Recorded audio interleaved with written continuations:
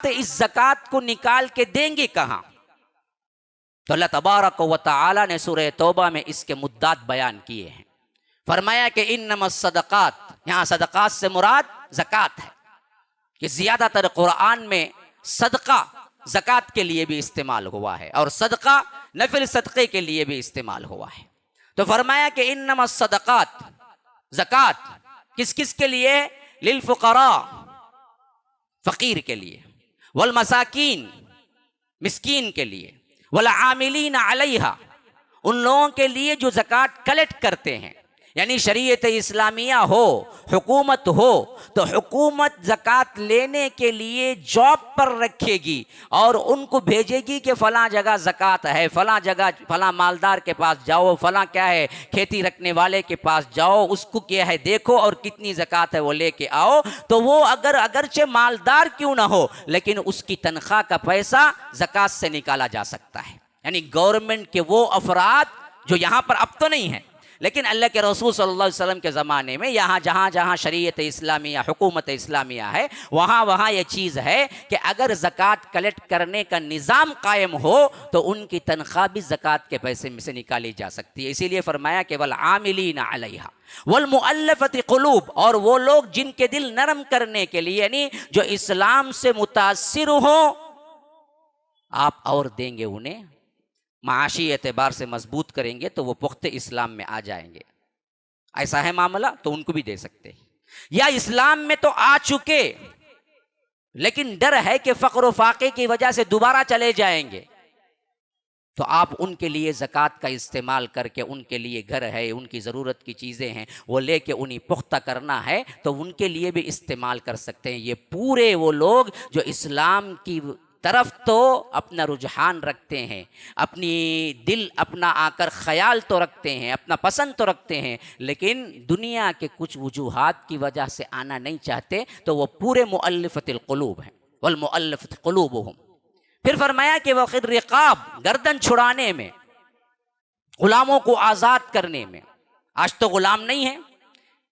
اس حیثیت سے آج اگر دیکھا جائے تو قیدیوں کو چھڑانے میں، خاص کر وہ قیدی جو کیا ہیں بلا کوئی جرم کے آج کیا ہیں جیلوں میں پھنسے ہوئے ہیں، وہ نوجوان جن کو ٹارگٹ کر کے اٹھا لیا گیا. کتنے مسلمان نوجوان ہیں جن کی زندگیاں جیلوں میں کٹ رہی ہیں بغیر کسی جرم کے، بے گناہ. تو ایسے قیدیوں کو نکالنے میں بھی وکیل کی فیس ہے، ان کے لحاظ سے جد و جہد ہے. اگر کوئی کیا ہے 4-5 وکلا ملتے ہیں اور اس طرح کی کوئی مہم چلاتے ہیں کہ ہمارے نوجوان بچے یا ہمارے بے گناہ جو بھی مسلمان جیلوں میں سڑ رہے ہیں، جیلوں میں پھنسے ہوئے ہیں، ہم ان کو نکالنے کی کوشش کریں گے، اور وہ لوگ کہتے ہیں کہ اس کام کو کرنے کے لیے ہمیں زکوٰۃ دو، تو ان کو بھی دی جا سکتی ہے. والعاملین علیہا والمؤلفۃ قلوبہم وفی الرقاب والغارمین، بوجھ تلے دبے ہوئے. کون سے بوجھ؟ قرض کے بوجھ. انسان بہت بڑا پیسے والا تھا ایک زمانے میں، لیکن دیوالیہ ہو گیا، پیسہ چلا گیا، اور آج حالت کیا ہے اس کی؟ قرضوں میں کپا ہے. قرض ادھر سے لیا ادھر سے لیا، اب چہرہ بتانے کے بھی لائق نہیں ہے کسی کے سامنے.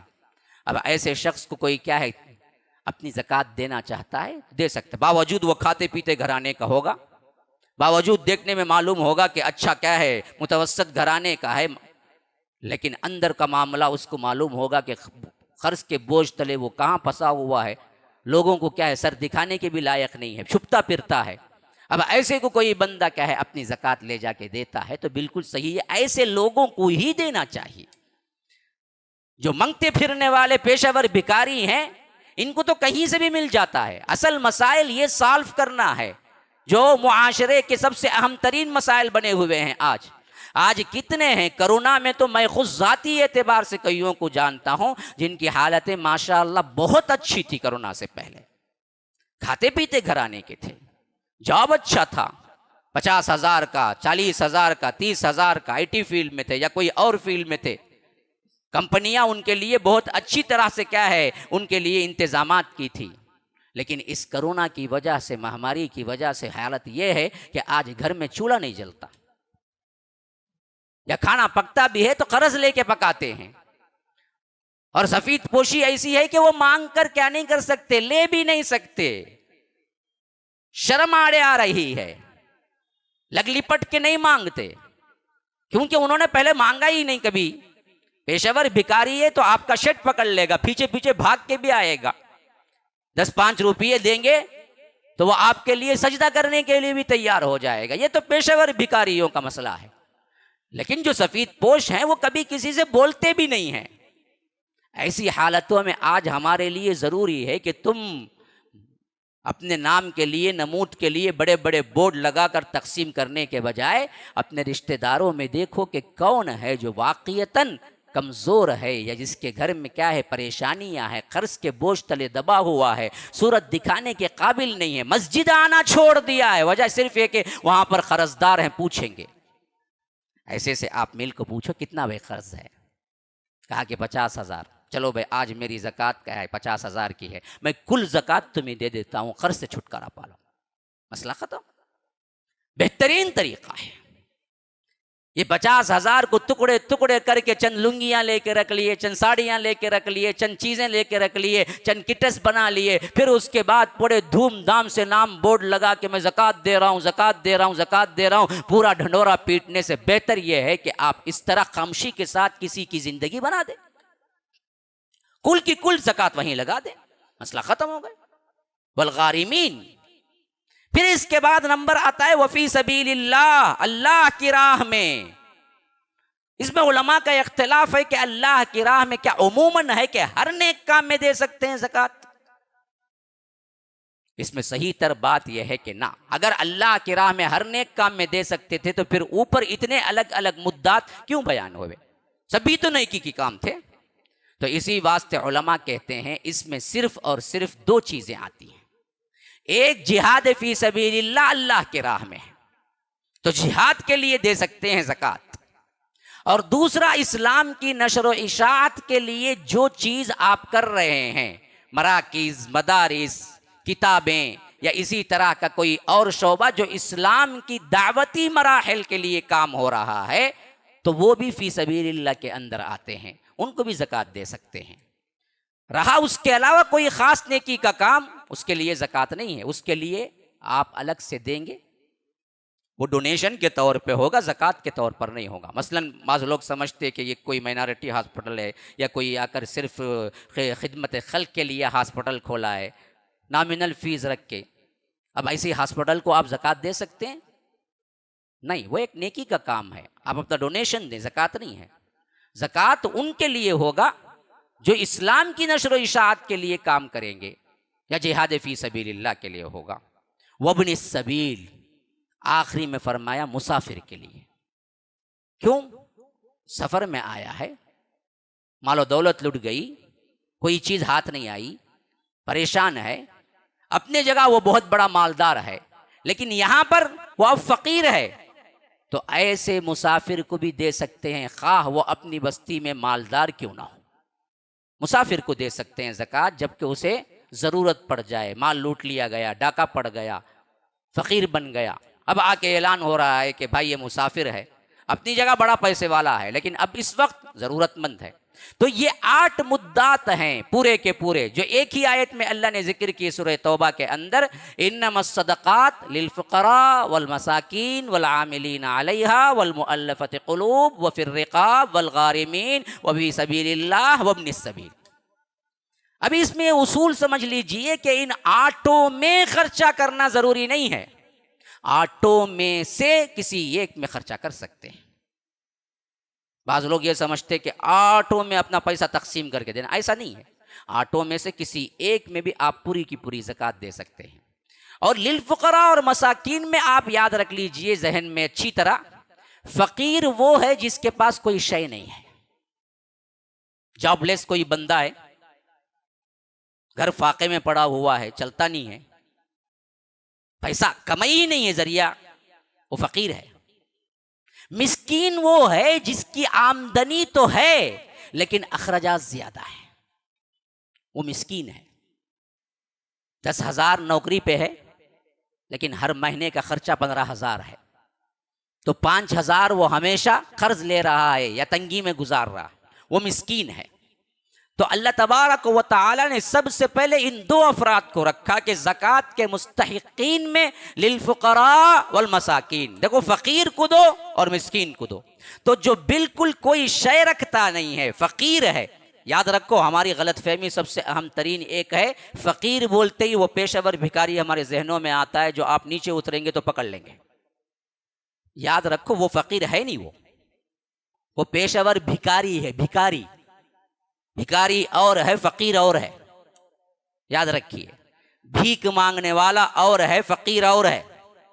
ہاں، بھیک مانگنے سے تو اللہ کے رسول صلی اللہ علیہ وسلم نے اتنی کراہت کی، اتنی وعید سنائی کہ فرمایا کہ اگر تو مستحق نہیں ہے پھر بھیک مانگتا ہے تو کل اللہ تبارک و تعالیٰ سورہ میدان حشر میں اٹھائے گا تو تجھے صرف ہڈیاں ہوں گی، گوشت نہیں ہوگا تیرے اوپر۔ پورے عالم میں اس وقت پوری انسانیت جو کھڑی ہوگی وہ جان لے گی کہ یہ ہے وہ شخص جو باوجود وسعت کے بھیک مانگتا تھا۔ بھیک مانگنا بہت معیوب کام ہے، کچھ بھی نہ ہو۔ تبھی بھی اللہ کے رسول صلی اللہ علیہ وسلم نے بعض مرتبہ کوئی صحابی آ کے مانگے تو کہا کہ نہ مانگنا اچھا تھا، میں دیتا ہوں لیکن نہ مانگنے تو اچھا تھا۔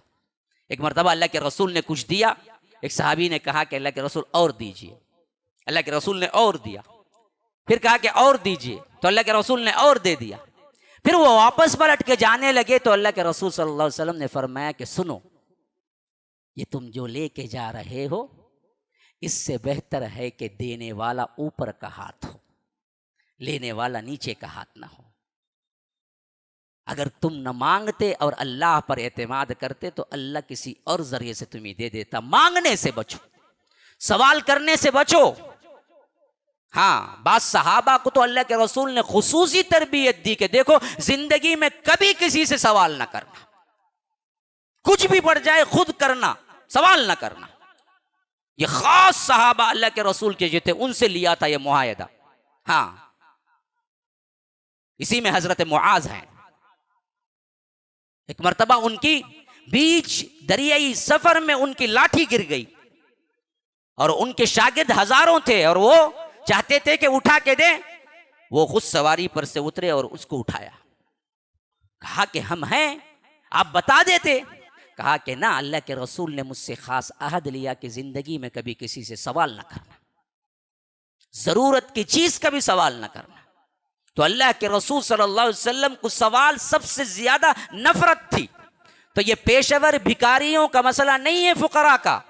فقراء وہ ہیں جو آپ کے اپنے حساب سے، علم سے، آپ کے رشتہ داروں میں یا مسلم امت میں یا مسلم محلے میں وہ افراد جن کا پرسان حال کوئی نہیں ہے اور وہ مانگتے نہیں، پریشان بیٹھے ہوئے ہیں، کوئی بیوہ، کوئی یتیم گھرانہ، کوئی ایسا شخص جس کا کیا ہے انتہائی کوشش کے باوجود جاب نہیں لگ رہا ہے۔ ایسے لوگ ہیں جن کی آمدنی بالکل نہیں ہے، ان کو ڈھونڈو، ان کو پکڑاؤ۔ یہ بولنا بھی ضروری نہیں ہے کہ یہ زکوٰۃ ہے، ان کی عزت نفس پہ حملہ ہوگا کہ یہ زکوٰۃ ہے۔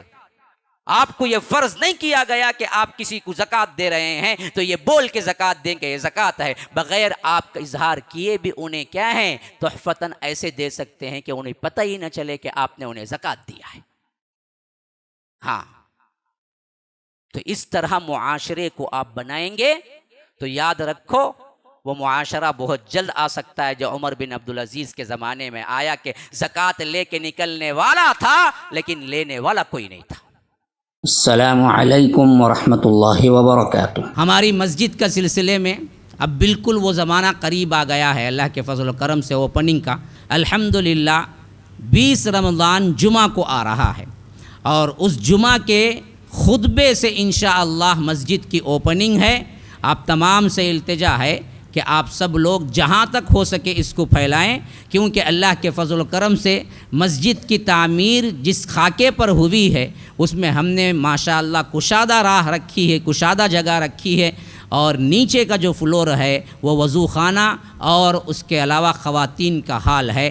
فرسٹ فلور پہ مکمل مسجد ہوگی اور سیکنڈ فلور پہ بھی مکمل مسجد ہوگی۔ ماشاءاللہ بہت 2 بڑے بڑے حال موجود ہیں اور انشاءاللہ تبارک و تعالی وہاں کے ایکٹیویٹیز بھی ہم بہت جلد آپ کو اعلان کریں گے۔ تو یہ رمضان المبارک کے مہینے میں جیسا کہ آپ لوگ سب جانتے ہیں کہ اللہ کی راہ میں دینا بہت بڑی سعادت ہے، اور اس کو اللہ تبارک و تعالی دگنا چگنا بہت بڑا کے دیتا ہے۔ اس تعمیر کے تکمیل کے لیے ہم نے پیسے کم پڑنے پر انتظار نہیں کیا، لیکن ابھی بھی دراصل 30 لاکھ کا قرض باقی ہے، لوگوں سے لے کر ہم نے تعمیل مکمل کی ہے۔ میرے بھائیو، یہ سب سے اہم ترین کام ہے جس میں آپ اپنا پیسہ پورے آنکھ بند کر کے لگا سکتے ہیں۔ اللہ تبارک و تعالیٰ کی دین ہے کہ اس موقع پر آپ کو اللہ تبارک و تعالیٰ نے پیسہ دیا ہے تو اس کی راہ میں لگائیں۔ جو لوگ آن لائن سن رہے ہیں ان سب کو میں بتا رہا ہوں